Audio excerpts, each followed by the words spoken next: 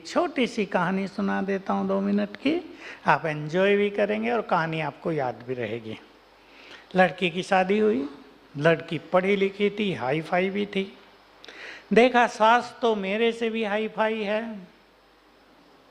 तो सोचा इसके साथ तो रहना बड़ा कठिन काम हो जाएगा, इसको खत्म कर दिया जाए। 3 मास हुए थे, अपने अंकिल के पास पहुंची कि अंकिल सास बहुत तेज है। वो ये भूल गई कि मैं भी तेज हूँ, इसको ख़त्म करना है, इसलिए मुझे पॉइजन की पुड़िया चाहिए।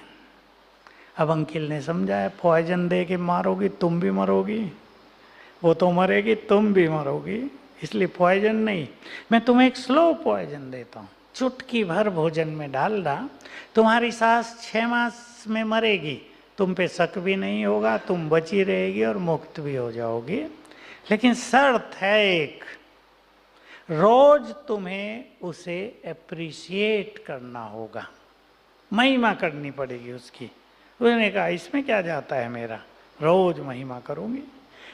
स्लो पॉइजन लेके पहुंच गई, भोजन में थोड़ा सा डाला और जाते ही, अभी बहू आई है तो लोग मिलने आएंगे, सबको महिमा की, मेरी सास वो तो मेरी माँ से भी ज़्यादा प्यार देती है, मैं तो स्वर्ग में आ गई हूँ, ऐसी सास तो सबको मिले, मैं तो बहुत सुखी हो गई हूँ, मेरी सास तो सवेरे चाय भी मुझे उठा के पिलाती है। अब 3 दिन सास ने देखा बहू घर गई थी, बदलाई क्या हो गया, उसने भी महिमा शुरू कर दी, मेरी बहू तो लक्ष्मी है, हमारे घर में तो देवी आ गई, जब से ये आई है आनंद ही आनंद छा गया है, मुझे कुछ नहीं करने देती है, सारी काम यही कर लेती है। अब दोनों एक दूसरे की महिमा कर रहे हैं। 3 मास हो गए। अब लड़की ने देखा सास तो सुधर गई, फिर अंकिल के पास पहुंची भागी भागी कि मैं सास को मारना नहीं चाहती। क्यों, वो तो बहुत अच्छी हो गई है, वो आपने जहर की पुड़िया दी थी, क्या था, वो तो एकदम अच्छी हो गई।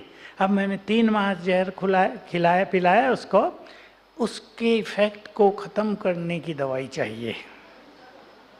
अब अंकिल हंसने लगे, कहा पगली वो जहर नहीं था, जहर तो तुम्हारे मन में था, वो तो मैंने तुम्हें राख दी थी, जाओ सुखी रहो। एप्रिशिएट करने से प्यार बढ़ गया ना।